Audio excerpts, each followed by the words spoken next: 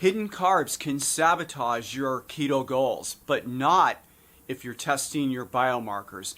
And we start right now. Hi, I am Dr. Pete. I am co-founder of the Makes Me Healthy Keto program to a successful keto lifestyle. Hidden carbs can sabotage your keto goals, including weight loss, the reversal of diabetes, and the remission of gout and migraine headaches. We find hidden carbs in sauces, rubs on meats, and processed and packaged foods, whether they come in a bottle or a cardboard box. Here you're looking at some data from a recent climbing trip that I made to the Black Hills of South Dakota. Now, for those of you that follow me, you know that I believe in rigorously measuring my biomarkers, in particular weight, blood pressure, blood glucose, and ketones. But on my vacation, I was only doing spot checking. And in order to understand this data, you need to understand my story. And my story is that after a couple of weeks of climbing in the Black Hills, I ran out of my coffee and I also ran out of my heavy cream.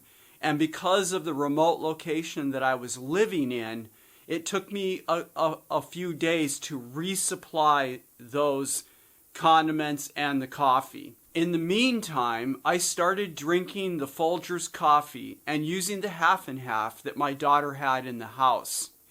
And after a few days of that, I decided to spot check my blood glucose and my ketones after having 2 cups of coffee, of that type of coffee, and her half and half. And you can see that on the 28th of July, my blood glucose, after drinking 2 cups of Folgers coffee with a tablespoon each of her half and half, my blood glucose was 120. It was 120, all right? I fell out of my chair. I haven't had a blood glucose value of that magnitude since I started the ketogenic diet 3 years ago.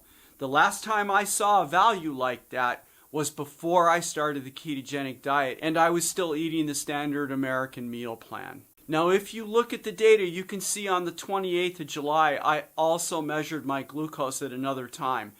This was after I ate breakfast of 3 eggs and 4 slices of bacon, about an hour after I took the 120 value that was based solely on 2 cups of the Folgers coffee and the half and half. The significance of that data point is that you can see that my blood glucose only went up a few units, which is normal for me after eating eggs and bacon. So on the day of my 120 and my 124 values, I went ahead and left the house and went climbing. I ate my keto diet the way I normally do the rest of the day. The following morning on the 29th, you can see my fasting glucose and my fasting ketones. And they are in the normal range for me because usually I'm going to be between 80 or 82 and around 95 for my fasting glucose. And after 3 years on a ketogenic diet, it's also normal for me to have ketones centered on 1.0. There is a second value that I took, blood glucose and ketones, on the 29th. And you can see that my blood glucose is again at 122. This was after having 2 cups of the Folgers coffee, along with 1 tablespoon each of the half and half. And you can see after my fasting glucose was normal, this significant elevation in the fasting glucose. So the spike had to be coming from the coffee and from the half and half. Okay, the last value that I'm displaying here was a couple of days later, after I had had the time to commute to a town that had a large enough supermarket for me to resupply a dark roasted coffee and my heavy cream. And you can see that my value, my glucose value, is once again in the normal range, and my ketones are also centered at the value that I normally experience after my 3rd year in the ketogenic lifestyle. So my conclusion is that either the Folgers coffee and or the half and half had added sugars in them that did not appear on the nutrition labels or in the ingredient list. How would I have known this if I hadn't tested my biomarkers? Still skeptical? Let's look at some anonymous data from one of my clients in terms of weight loss. Here you can see the weight loss profile of one of my clients, and their profile, their trend looks excellent, right up to the point where you see those two Mount Everest peaks on the lower right end, marked by red arrows.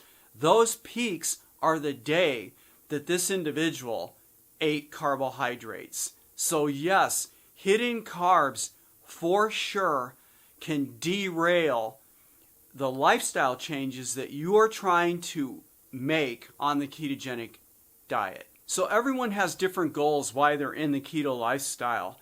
But whatever those goals are, unless you want to avoid stalling out, whether it's the weight loss, whether it's reversing diabetes, avoiding a future gout flare, or avoiding a future migraine headache, measuring the biomarkers is super important because you can pick up the hidden carbs. If you're not measuring the biomarkers, there's actually no way for you to know when you're getting a carb hit that was avoidable. So if you enjoyed this presentation or you're new to us, please hit the subscribe button and the bell next to it so you know when the next time is we're going to post another video.